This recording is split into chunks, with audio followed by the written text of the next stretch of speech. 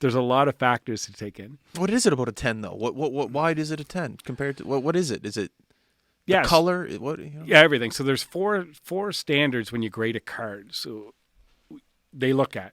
The first thing is centering. That's the one I always go with first because it's the easiest one to see. Like if you had the Sundin card, it's in a case. Can you pull the Gretzky one back up? Yeah. Okay, but yeah, Oh yeah, yeah. so centering. So centering. So your eye can easily go like this has been in this case for a while. It's yellowed. You know, it tinned the old school top loaders. Doesn't affect the card. So when you look, your centering is your borders. So you go, yeah. Oh, perfect. So you're centering, you go your borders from top to bottom, left to right. So to be perfect card, a perfect centering, it's 50-50. So like on this one, you can see the white border from left to right.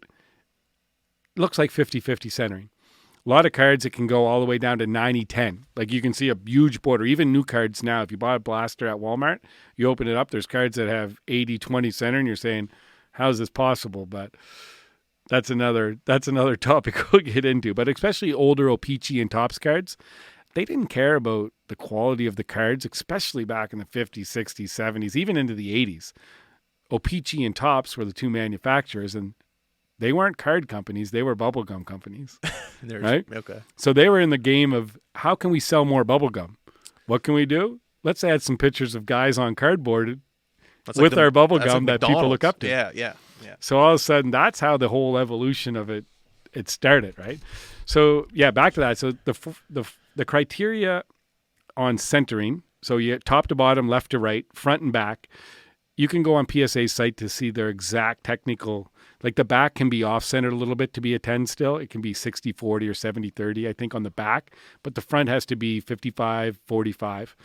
So the next thing you look at is the corners. Obviously, corners that have a ding, have a touch, they'll be affect the grade. Then you look at your surface. So surface of the card, is there any scratches on it? Is there any marks? Is there any... lots of different things surface could affect it. And last is your edges. So around the edges of a card. So one thing that it's really hard to tell is a lot of cards throughout the 80s and 90s where people collected them. My original collection of cards, I put elastics around them. That's what people did. You had your cards, you put elastic band, you put them in your shoebox. That's where they were. So elastic bands affect the edges, obviously, on the cards. So that's why you see cards number 1 in a set from the early years. Card number 1 or the last card in a set, usually we're on the top or the bottom. They're the ones that were affected a lot by elastic bands. So in a higher grade, they're tougher to get. They command a premium. So those are the 4 things. So you got surface, centering, edges, corners.